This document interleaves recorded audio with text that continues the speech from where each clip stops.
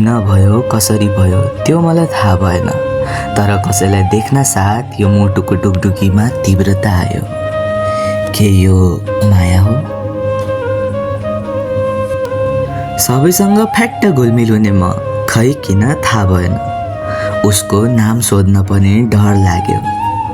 के यो माया हो?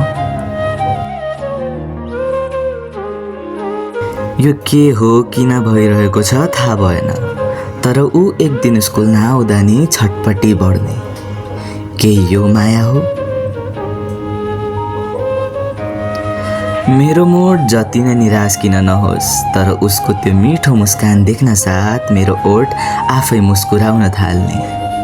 के यो माया हो? मन चञ्चले हो कि सायद कुनै कनेक्सन। उसँग थोरै टच हुँदा पनि त्यो स्पर्शले पुरा ज्यानमा करेन्टको अनुभव मलाई गराउने। के यो माया हो?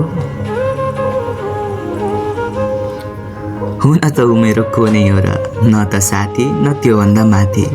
तर उसले थोरै बिसन्चो हुँदा पनि असन्तुष्टिको पहाड म माथि किन टुट्ने। के यो माया हो? ऊ मेरो को नै हो र, तर जति आफूलाई सम्हाल्न खोजे पनि उसले व्यवस्था गरिदिँदा मन मेरो चुर चुर भइदिने। के यो माया हो? चाहे उसले मलाई जति नै इल्किन नलाओस्, चाहे जति नै बिल्ला किन नगरोस्, तर उसले जिस्काउँदा उसका हरेक शब्द कस्तो मिठो लाग्ने। के यो माया हो? चाहे उसको केस खुला होस् या बाटेको, चाहे उसको ओठमा त्यो चञ्चले मुस्कान होस् या नहोस्, तर उसको आनी बानी उसको रूपले मलाई आकर्षित नै पार्ने। के यो माया हो? भन्दैन ऊ मेरै हुनपर्छ। आई विश ऊ जहाँ रहे पनि खुसी रहनुपर्छ। भगवानलाई सम्झदा सुरुमा उसका लागि प्रार्थना गर्ने त बानी परिसक्यो। सायद ऊ मेरो सपनाको महलको खास रानी बनिसक्यो।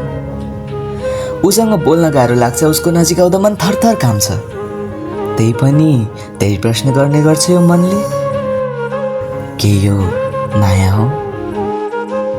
हो, यो माया हो। हो, यही माया हो।